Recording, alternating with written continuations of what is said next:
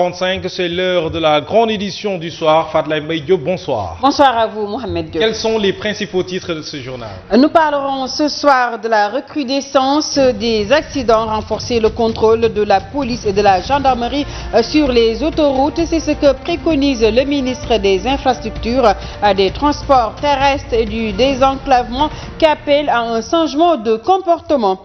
La gare routière des Beaux Maraîchers semble ne pas plaire à certains voyageurs. Si certains évoquent une insécurité, d'autres parlent de cherté du prix du transport, prétexte pour d'autres de voir ailleurs. Incendie ce mardi au rond-point Liberté 6 où des étals ont pris feu. Les victimes font état de pertes énormes en matériel. Voilà pour les titres de cette édition. Le développement, c'est dans une poignée de secondes.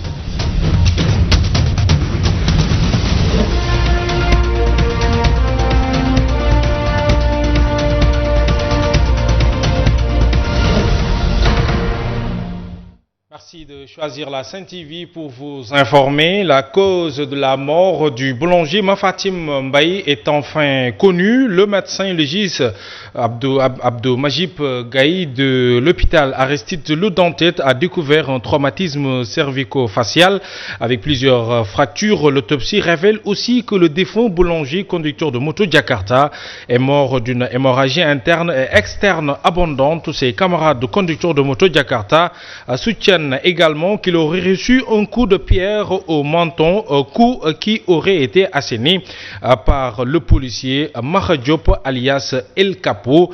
A signalé, le jeune Mafatim Mbaye a été inhumé cet après-midi au cimetière Madoki de Grand Thiès.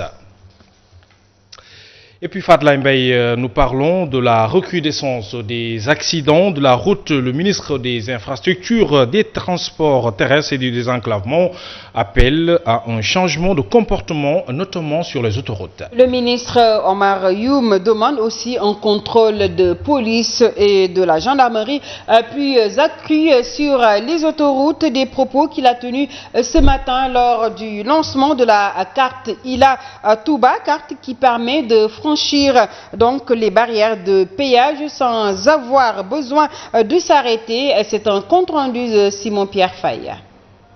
Plus confortable et plus rapide, les autoroutes permettent de meilleures conditions de circulation qui n'ont rien à voir avec les routes nationales et départementales. Tout de même, les risques d'accident sur ces autoroutes sont réels, souligne le ministre des Infrastructures, des Transports terrestres et du désenclavement. Omar Youm préconise un changement de comportement. C'est une route où on est sur des vitesses de 110 km/h, vitesse réglementaire, qui nécessite justement un changement de comportement.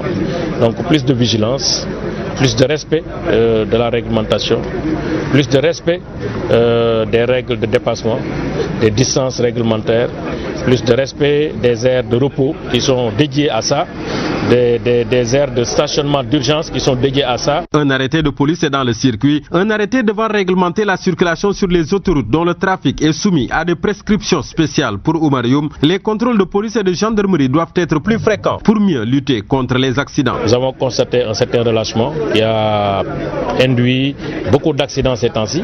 Alors qu'il y a de cela 2 mois, nous avons constaté quand même une certaine accalmie due au fait qu'il y a eu des brigades qui ont été montées et qui permettaient de faire le contrôle de manière régulière. Le ministre des Infrastructures, des Transports terrestres et du désenclavement était ce mardi à la gare de péage de Thiès sur l'autoroute Ila Touba. À ses côtés, l'ambassadeur de Chine au Sénégal et plusieurs acteurs du transport. Il procédait au lancement de la carte du Tréwell, hautement technologique et qui permet de franchir les barrières de péage sans s'arrêter.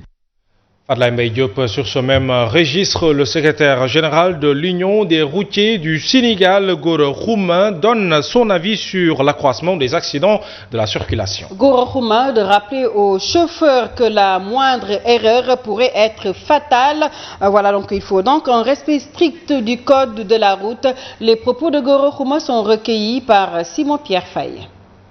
Nous avons toujours sollicité des routes sans dodane, des routes à 2 fois 2 voies, des routes moins de contrôle et des bonnes routes.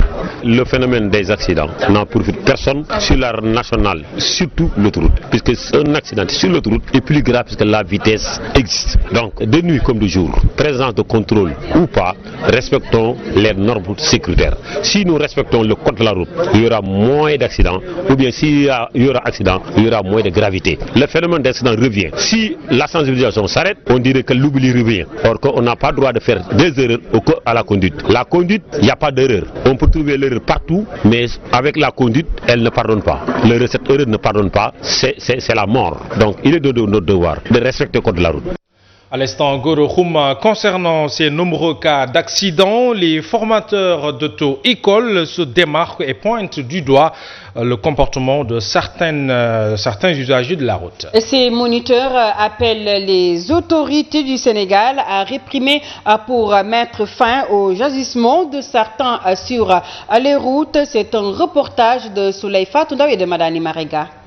La route continue de faire des victimes. La preuve, 7 personnes ont péri dans un accident de la route à Kaolack. En de pareilles occasions, les formateurs en conduite sont souvent pointés du doigt. Selon le secrétaire de l'amicale des moniteurs et auto-écoles du Sénégal, le titre ne fait pas le conducteur. Au moment de la formation, la personne est tellement encline à suivre les normes de la formation. Mais une fois qu'il a son titre, qu'elle a son titre du moins, c'est sa maturité qui fait la différence. Alors, comme on a l'habitude de dire dans notre jargon, le comportement du conducteur n'est que le reflet de sa personne. Et dans le cas des accidents en zone interurbaine, vous verrez avec les statistiques que la plupart, c'est des conducteurs professionnels. Alioune Badara Daffé précise qu'ils sont irréprochables et que les causes de ces accidents se situent sur le comportement humain. Si on dit 90%, l'être humain, moi je dis non, c'est à 100% l'être humain. Donc au niveau des auto-écoles, on n'a pas de problème, parce que la frange de la société sénégalaise qui vient vers les auto-écoles est très bien encadrée, très bien formée. On a formé, on a sensibilisé. Selon lui, seule la sanction peut limiter ces accidents. Il faut que l'État soit fort sur les mesures de répression. A rappelé que le permis à points est l'une des solutions prises par l'État pour freiner les accidents récurrents, mais les choses ne cessent de croître. Cet accident de la route qui a coûté la vie à 5 personnes ce week-end fait réagir certains citoyens. Ces derniers de fustiger justement le comportement des chauffeurs, mais surtout l'indiscipline qui est souvent source de plusieurs accidents. Eux aussi demandent des sanctions coercitives afin de mettre les accidents, de réduire plutôt les accidents de la route. Les réactions de ces citoyens, c'est avec Tidiane Diallo. Permis à point ñuy bañ mais lan motax ñukoy bañ. Dans cette affaire, l'État est responsable. Aujourd'hui, la question est de savoir pourquoi l'État refuse les permis à points. En ce qui concerne les ceintures de sécurité aussi, il y a une discrimination. L'on voit que les Ndiaga n'ont pas de ceinture de sécurité. Tout ça, l'État est responsable. Ndiaye ñaata nit lañuy yor ñom amuñu ko. Asday moy ñi ñak yar. L'indiscipline est la cause des accidents au Sénégal. L'on voit quelqu'un au volant de sa voiture qui répond au téléphone, qui boit du café. Les policiers laissent faire, même si certains font correctement leur travail.